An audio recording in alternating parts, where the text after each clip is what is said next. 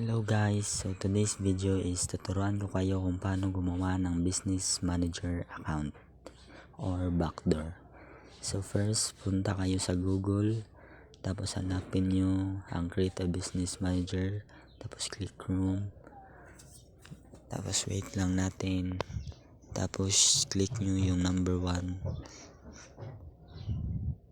tapos sa taas is my create account. So click nyo yun, tapos sa una is lagay nyo ang gusto nyong business name.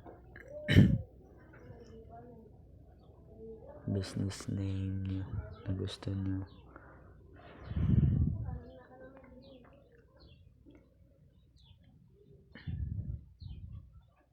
So example is sa akin is social media tips and tricks. So yan. Tapos sa baba is lagay nyo ang Gmail account na connected sa Facebook account nyo para doon magsisend ng confirmation email para makapag-create na kayo ng business manager account.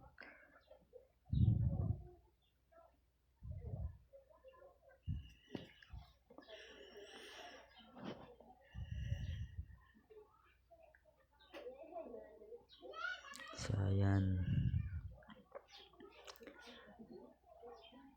sa akin is yan, social media tips and tricks 01@gmail.com. Tapos click submit, tapos wait nyo lang, at yun, nag-send na ng confirmation email address sa Gmail account nyo.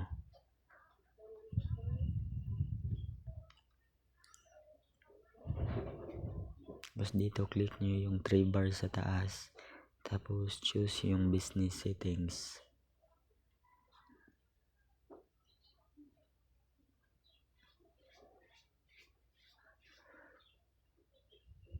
Tapos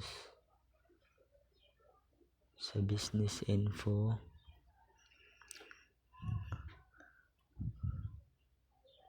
is email, ayan, social media tips and tricks 01@gmail.com. So visit natin yung Gmail account natin.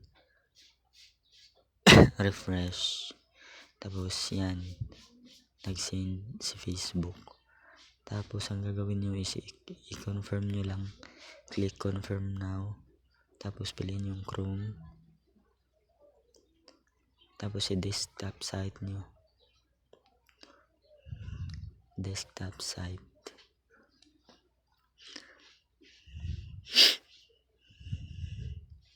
So ayan, as you can see sa baba is your email address has been updated.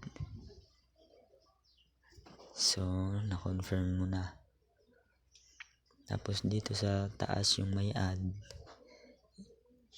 is if may gusto kang i-add as an employee or second account mo na gusto mo din mag-grant ng access para kung sakaling may mangyari sa yung account is may reserba ka pa sa business manager na connected sa page mo.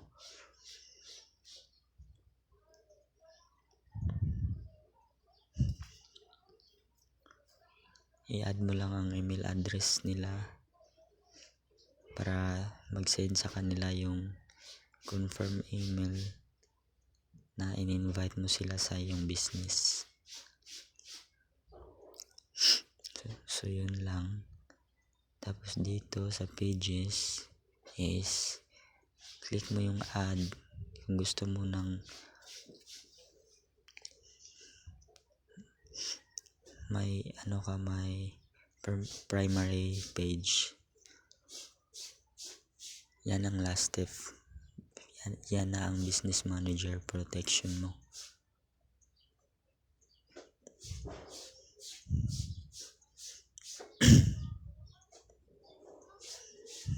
Name ng page or link ng page ilagay mo.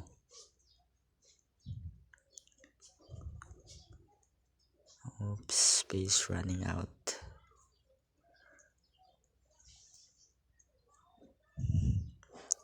Kapag admin ka sa isang page at nilagay mo ang link dyan, automatic na yung pag BBT ng page. Hindi na kailangang maraming kuti. Yun lang po. Salamat sa panonood. Please subscribe. Thank you for watching.